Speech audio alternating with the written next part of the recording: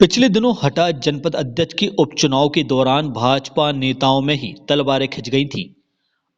आलम ये हो गया था कि पुलिस को भाजपा के दोनों गुटों के नेताओं को नियंत्रण में रखने के लिए भारी मशक्कत करना पड़ी थी। हालात ये बन गए थे कि भाजपा नेता और पूर्व जिला पंचायत अध्यक्ष शिव चरण पटेल के समर्थकों ने भाजपा की विधायक उमा देवी खट्टी के खिलाफ जमकर नारेबाजी की थी।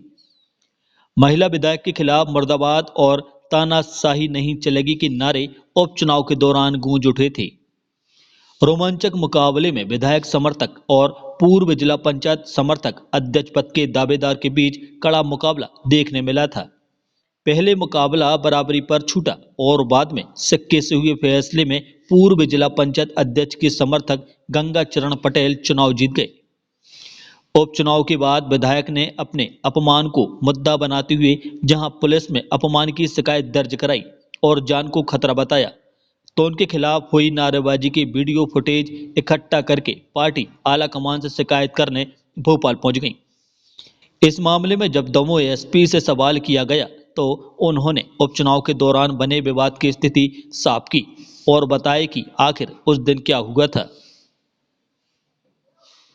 है जिसमें निर्वाचन के दिन वहाँ पर कुछ नारेबाजी हुई थी, उसके संबंध में शिकायत दी गई है कि उसकी जांच की जाए और उस पर कार्रवाई की जाए। थाना प्रभारी ने इस संबंध में उनसे ज्ञापन स्वीकार कर लिया है और हम लोग इस विषय में पता कर रहे हैं कि किन लोगों ने नारेबाजी की है, तो उस पर आगे उस प्रकार से कार्रवाई की जाए। दरअसल जो फर्स्ट कॉर्डन हमारा होता है वहाँ पर पत्रकार के साथ साथ जनप्रतिनिधि अलाउ होते हैं। हम लोगों ने एहतियातन रूप से वहाँ पर भी बहुत कम लोग को अलाउ किया था। विधायक मैडम जो हैं वो पहली बार जब सूचना आई थी तो वो वहीं पर गई थी जहाँ सारे पत्रकार बैठे हुए थे।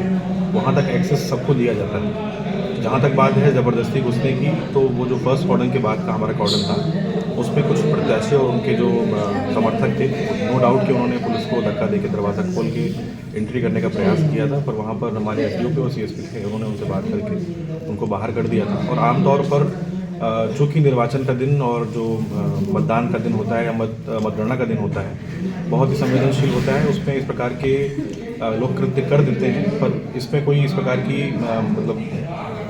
वैधानिक क्षति नहीं हुई, कोई गलत काम नहीं किया गया और ना ही इस प्रकार का कोई कहीं जमावड़ा हुआ जिससे निर्वाचन की या मतगणना की प्रक्रिया पे प्रभाव पड़ा। नो डाउट कि कल चूँकि निर्वाचन में बहुत ही जो मुकाबला था वो बहुत ही क्लोज था, दोनों ही समर्थक पक्षों के समर्थक जो थे वो उतावले हो रहे थे और आपको पता भी है कि वो निर्वाचन पहले टाई हो गया था 8-8 के वोट से, तो दोनों पक्षों के समर्थक काफ़ी एजिटेटेड थे। तो जितना पुलिस फोर्स हमने लगाया था लगभग 100 के आसपास का बाहर से और जो एसडीओपी हटा का बल था वो उसके साथ साथ, तो वो बल वहाँ पर अंदर के कॉर्डन में हमने बढ़ा के रखा था ताकि अंदर कोई ना जा पाए। बाहर का बल उस टाइम पर जो बैरिकेड के पास था वो कम हमें प्रतीत हुआ, तो सीएसपी को निर्देश दिए गए थे कि वो इस चीज़ को टैकल करें।